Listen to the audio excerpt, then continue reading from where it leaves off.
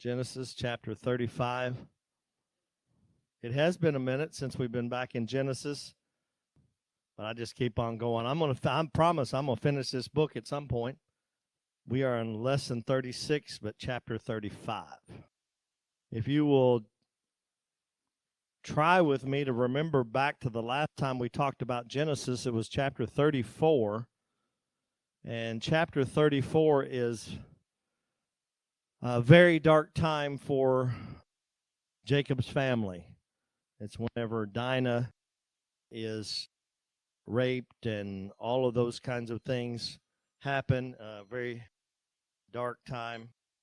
And then this is pretty much right after that, where God speaks to him, to Jacob, and calls him to come back to the promised land, and to specifically come back to Bethel.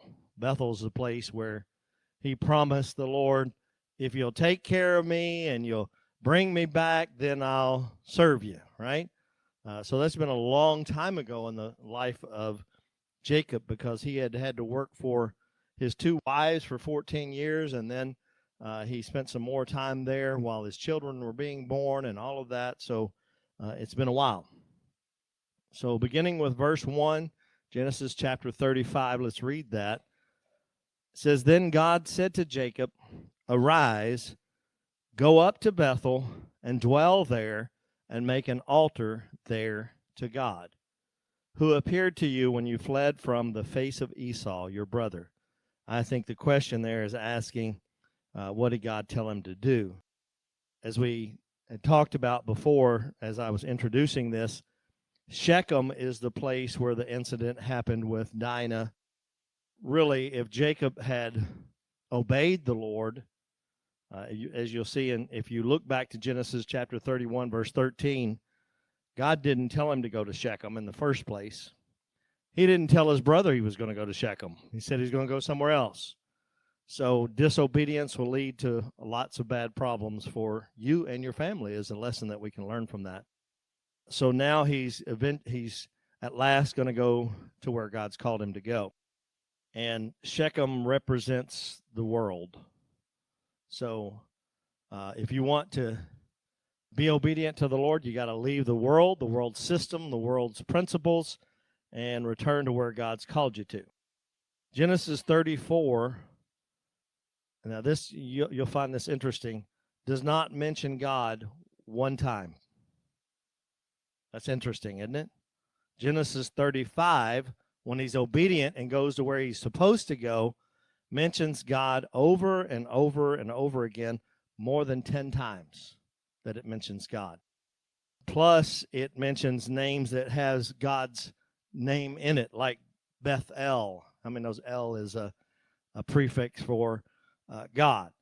And Israel is as well. So really, Jacob turns and brings his family back to the promised land, back to within God's will. And when we stay within God's will, I think there's an underlying theme here that God will be with us. You believe that, right? When we stay in his will. And he tells Jacob to make an altar and to resume his life of worship. Prior to that, he had kind of left that. And he's supposed to return to the Lord, choose God's path for his life. When we look back to Jacob, we see that Bethel is the first meeting place that Jacob had with God. Probably would have seemed like a very high point in his life. It's where God shows him heaven, essentially, and where Jacob comes to a realization that this is a place where God is, right? So we see that. And now he's returned, maybe if we can allude to Revelation, to his first love and back to God. So that's a good thing. Let's read verses 2 through 4. So he had been away from God. He had served to get his wives, his children, all of that. Was supposed to come back to Bethel or the promised land. Didn't. And when they were away from God, how many knows when you're away from God, you'll pick up some things that you shouldn't be carrying around in your life, right? So what we're going to see is that there's going to be a cleansing of Jacob's family as we read this. It says, "And Jacob said to his household and to all who were with him, put away the foreign gods that are among you. Purify yourselves and change your garments." Those are all things that speak of, coming back to the Lord and purifying yourself. "Then let us arise and go up to Bethel, and I will make an altar there to God, who answered me in the day of my distress and has been with me." Isn't that good? The Lord answered him in the day of distress, and he's been with him in the way in which I have gone. So they gave Jacob all the foreign gods which were in their hands, and the earrings which were in their ears. And Jacob hid them under the terebinth tree, which was by Shechem. So as they're leaving, returning to where they're supposed to go, there's some things that they do. They start to get rid of their foreign gods. We're talking about idols here. Does anybody remember who picked up their father's idols when they were leaving? Rachel, exactly. Jacob is showing some tremendous leadership here and telling his family, you can't bring that in. You've got to set those aside. And in effect, he's leading his family as the head of the household and as the priest of the house. He's doing that. And then he tells them to change their garments. It was like a symbolic, ritualistic thing to change your clothes whenever there was a change in your mindset. So we see that. It's like putting on new clothes. I mean, like to put on new clothes, right? Ones that you haven't worn before, and you put them on, just makes you feel better. So this is like a spiritual kind of reset in their life and putting them in the right frame of mind to come back to the Lord. And then it mentions earrings here. And the only thing that maybe possibly the reason why they got rid of the rings could be that possibly somehow they're connected with pagan worship. It doesn't say, obviously we've got women in here with earrings and stuff on. It doesn't say specifically that the earrings were the problem, but obviously he had them take them off. They may have been associated with some kind of ritualistic pagan worship or something along those lines. So they got rid of them. It could have been that, but we also see when they left Egypt that they took that, right? So I think maybe the moral of the story here is you can have lots of things, but do they have you? Possibly. So if they're being used in the wrong manner, it could be bad, even if in general they're not bad, right? It could have been somehow connected to the occult or pagan rituals type things. So, all right, let's read verses 5 through 7.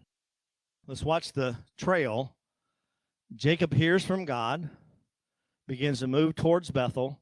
They get rid of their idols. They change their clothes. They are preparing themselves to come back to the Lord. And now we're going to see that God will protect them because they're living right.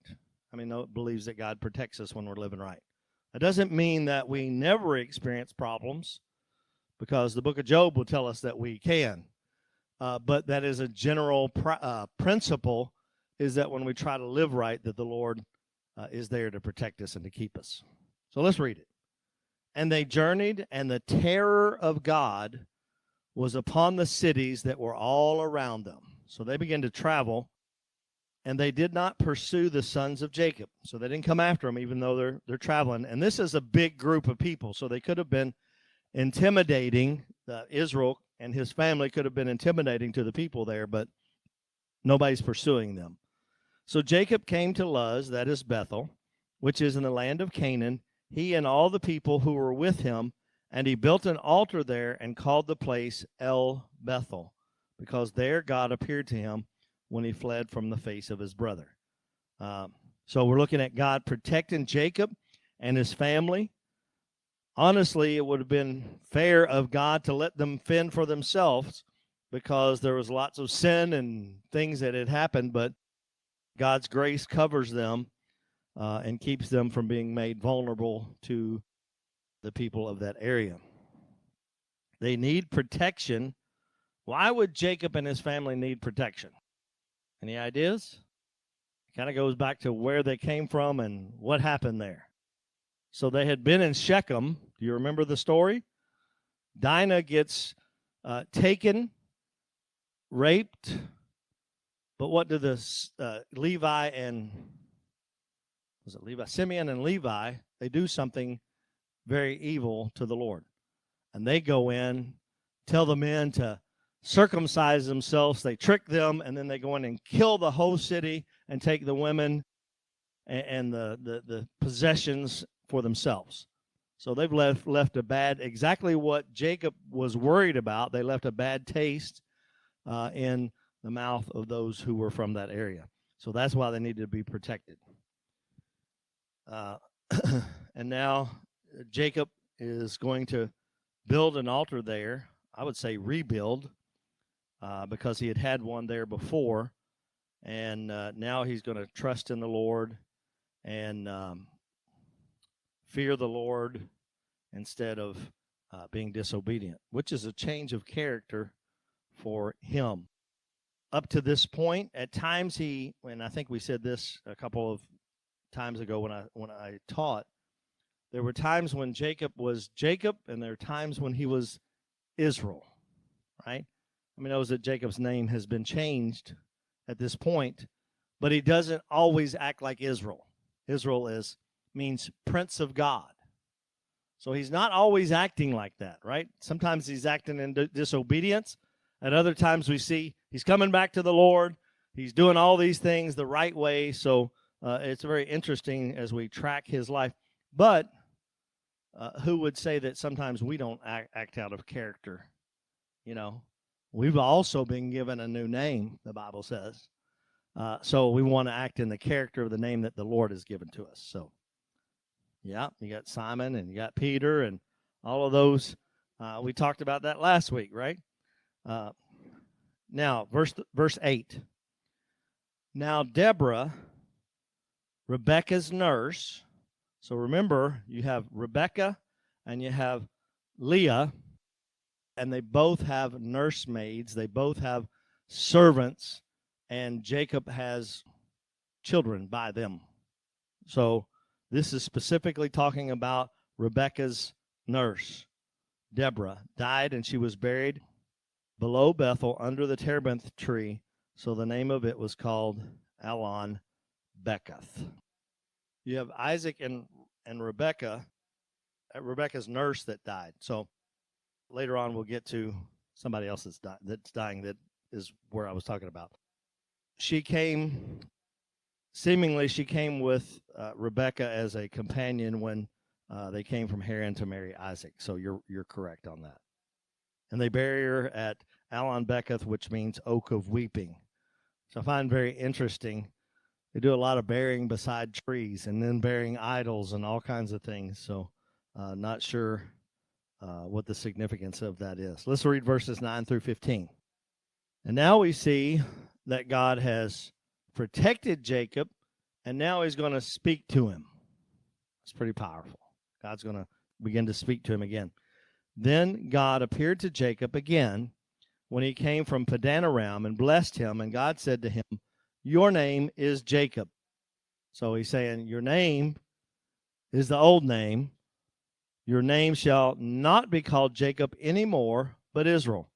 This is not the first time God's told him that. Why is God saying it again? Jacob is now returning, and God is reminding him, by the way, you're supposed to be living different because you got a different name, right? So it's a reminder. It's not the first time that God's told him this.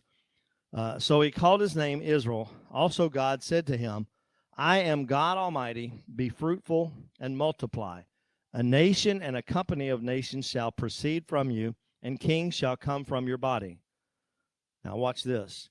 So not only does he change his name, but now he's going to rehearse the promise that was given to Abraham and Isaac. "The land which I gave Abraham and Isaac I give to you, and to your descendants after you I give this land. Then God went up from him in the place where he talked with him. So Jacob set up a pillar in the place where he talked with him, a pillar of stone. And he poured a drink offering on it, and he poured oil on it. And Jacob called the name of the place where God spoke with him, Bethel. So this is like Bethel is like a place of consecration for Jacob. He's renewing his commitment to the Lord. He's setting up an altar. He's doing all these kinds of things. And in turn, God is reminding him of his new name, new character, and reminding him of the promise that had been passed down to him. By the way, and this is just something Spurgeon said that I thought was interesting. The next thing that came of it, which is talking about him having a new name, was a confirmation to Jacob of his title of prince. Israel means prince of God, which conferred a dignity on the whole family. So it's not just Jacob who is God's chosen, but it's his whole family, right? And there's a dignity that's placed upon him, which speaks of the impact that we have on our families, right? So very interesting to see that. All right. And then towards the end of it, it says, then God went up from him in the place where he talked with him. So apparently, Jacob saw a bodily form of God. That, by the way, the theological term for that is theophany. That means an appearing of Christ before he's actually come as a babe, right? So there is a appearance of God as some kind of bodily form, and it leaves after this conversation between Jacob and God. Let's read verses 16 and 17. And this is going to talk about his last son being born. I mean, know what the last son's name was. Benjamin. Benjamin, that's the name of my second son, Benjamin. It says, then they journeyed from Bethel, and when there was but a little distance to go to Ephrath, by the way, that is it's an older name for Bethlehem. So they're coming to the holy city. Rachel labored in childbirth, and she had hard labor. Now it came to pass when she was in hard labor that the midwife said to her, do not fear, you will have this son also. Remember the struggle that Rachel had of having children. She had one, and then it seemed like she just stopped having children. That's why she got her nursemaid involved in having children for Jacob, all those kinds of things. This is going to be her second son. It's very important. She wanted to make sure this child lives, right? And it's how she can give something to Jacob. At this point, they're all older. There's probably not quite as much contention and competitiveness, but it's still important to her. And this son will be born in the promised land, which is a great thing, right? Let's read the next verse. And so it was, as her soul was departing, for she died, that she called his name Ben-Oni, but his father called him Benjamin. In the Old Testament, names have significant meanings.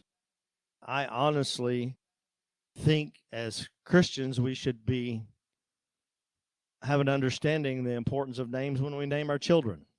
If we didn't, it's not like the Lord's going to beat us down for not doing so, but I think it is an important thing to have, a good name for our children. We tried to make sure we had some kind of name that was had significant meaning or possibly connection with family or all those kinds of things, which were appropriate. But she called his name Ben-Oni, being the last child, and she probably at this point knew she was going to pass. Ben-Oni means son of my sorrow, right? It wasn't probably just that she was going to pass that she called him son of sorrow. It's probably a look back to the competition between her and her sister Leah, how futile that really was. That this competition, this back and forth and to know that God's really in charge, right? God's sovereign. So she calls him son of my sorrow, of my pain. Yeah, yeah. But his father called him Benjamin. So Jacob renames him. And I think, can you imagine having to walk around with the name son of pain or son of sorrow? That would have been something for that child to deal with, right? Plus, it's not a very happy name, right? How many have ever heard of the prayer of Jabez? Right? I've preached on it. It's been a while ago. And Jabez means something very similar to this. Son of pain or something, it's right along with this. And, he had been walking around and people say, well, you're just a big pain, right? Jacob renames him and calls him the son of my right hand. Benjamin, son of my right hand. What is significant about the right hand? Anybody want to take a stab at that? You probably know. Jesus is at the right hand, so that's a place of what? Honor, authority. There is something, actually, that one of the commentaries that I read said, most people are right-handed, so it's a dominant type thing. It's a place of authority, all of that. So it's a good thing. It's a special place that God had for this child, a good name. Benjamin. The right side is associated with greater strength and honor. Do we have anybody in here left-handed? If you have to do something with your right hand, how difficult is it? Very. Can I ask you, if you have to do something with your left hand, how difficult is it? Extremely, right? Extremely difficult. So it's the place of a special place, a place of strength and honor. Jacob is saying, you're a son of my strength and a son of my honor. As Kay said, Colossians 3:1 says that Christ is sitting at the right hand of God. What does he do there, by the way? He does judge, he reigns, but he also makes intercession for us, right? So that means that when we need help, he's right there at God's right hand in a place of honor and authority and strength to be able to go on our behalf, right? Yes, and sitting, so it is done. All right, let's read verses 19 and 20. So Rachel died and was buried on the way to Ephrath, that is Bethlehem, and Jacob set a pillar on her grave, which is the pillar of Rachel's grave to this day. A look back to Genesis 31, Rachel had pleaded with Jacob, I don't know if you remember this or not, give me children or else I will die. And as it happens, both of those come true. So she had a child and she also died as a result of that. Let's read verses 21 and part of 22 here. Then Israel journeyed and pitched his tent beyond the tower of Eder. And it happened when Israel dwelt in that land that Reuben went and lay with Bilhah, his father's concubine, and Israel heard about it. I think when I began talking about Jacob's family, I said we're going to talk about dysfunction, right? This is another point of dysfunction. So the oldest son goes and lies with one of Jacob's concubines, and Israel heard about it. So this is a serious offense and a mark on the family, all of those kinds of things. So now, look, we have Levi and Simeon, who have both sinned because they went and killed the whole city because of Dinah. Now you have Reuben, who has laid with his father's concubine. So all of them, because of sin, have disqualified themselves for the blessing of Abraham. So now it's going to fall on the fourth son, which will be Judah. Understand this, from whom the Messiah will come. Right? I find that extremely interesting. Because of sin, they disqualify themselves. Remember, they're all God's children. They're all Jacob's children, but yet the blessing has to pass to one person, and it's usually the oldest. But the top three knock themselves out of that blessing, and now it is Judah, the fourth born, who will receive that blessing, and the Messiah will come from his lineage. All right, let's read the second half of verse 22 through 26. Now the sons of Jacob were 12. Remember, he had 12 sons, one daughter, right? The sons of Leah were Reuben, Jacob's firstborn, and Simeon, Levi, Judah, Issachar, and Zebulun. The sons of Rachel were Joseph, which is interesting that Jacob always preferred the sons of Rachel, Joseph and Benjamin, right? The sons of Bilhah, Rachel's maidservant, were Dan and Naphtali, and the sons of Zilpah, Leah's maidservant, were Gad and Asher. Those were the sons of Jacob that were born to him. Very large family, chosen by God. The blessing, the promise of God, a land, and a posterity that would continue, all of those kinds of things that we see that's promised to Abraham will pass through this family, specifically through Judah. And then the last verse, I think that's right. Nope, there's two more after that. Jacob visits his father Isaac one last time.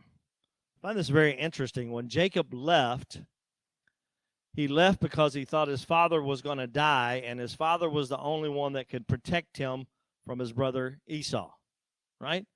He also left because he had tricked his father Esau, and I'm sure he's on the bad side of Esau, right? So he leaves, but this is 20 years later. How many knows that God controls our calendar? It can look like somebody's going to pass away. They might live 20 more years. You just don't know. It's God's calendar, and he keeps it for each one of us. Then Jacob came to his father Isaac at Mamre, or Kirjath Arba, that is Hebron, where Abraham and Isaac had dwelt. So it had been 20 years since he had seen his father. And really, it's a blessing that he gets to see him. There's nothing dramatic that happens between Isaac and Jacob at this meeting. Doesn't talk about any further words of blessing or curses or anything in particular that happens. But Jacob and Esau, we'll find out, I'm going to read that verses 28 and 29, end up burying their father together. And I find that so interesting and so good that they are able to do that. Now the days of Isaac were 180 years. Wow. I don't think I want to live that long. But anyway, 180 years. So Isaac breathed his last and died and was gathered to his people, being old and full of days. And his sons Esau and Jacob buried him. That obviously is some kind of reconciliation between these two brothers, right? They're at least able to set aside any differences, any hurts, any misunderstandings so that they can bury their father. And they have been brought back together by God's hand, and now they're going to be able to work together in unity side by side at their father's death. So it seems that God has a way of restoring things. Amen? Well, let's go through the questions I wrote, and then we'll see if there's any other questions or comments about this particular chapter. So question 1, according to verse 1, what did God instruct Jacob to do? Get up, go to Bethel, make an altar to God. According to verse 2, question 2, what did Jacob tell his household to do? Put away foreign gods. What else? Purify yourselves, change your garments. Question 3, according to verse 3, what was Jacob's testimony about God? Verse 3 specifically says Yes, that God answered me in my distress and has been with me. So that's a good testimony, isn't it? We did testimonies Sunday, had some specific ones, and I don't know about you, but I really enjoyed that. That was tremendous. That was powerful, in my opinion. Um, so that's his testimony that God has answered me in my distress and has been with me. Question number 4. Why was Jacob and his family safe on their journey, according to verse 5? The terror of God was on all the cities around them. So, very good. Where was Deborah buried, and what does it mean? Beccath, and it means oak of weeping. Question 6. What did God tell Jacob about his name, according to verse 10? It is your name, but you're not going to be called that anymore, right? But you shall be what? Israel. Question 7. What did God tell Jacob about the land, according to verse 12? The land I give to you and to not just him, but who? All of his descendants. Right. Fill in the blank on this comes from verse 18. Rachel called her last son Ben-Ani, meaning son of what? Sorrow, my sorrow. But Jacob called him Benjamin, meaning son of my right hand. Very good. And then according to verse 29, who buried Isaac? Esau and Jacob. Very good.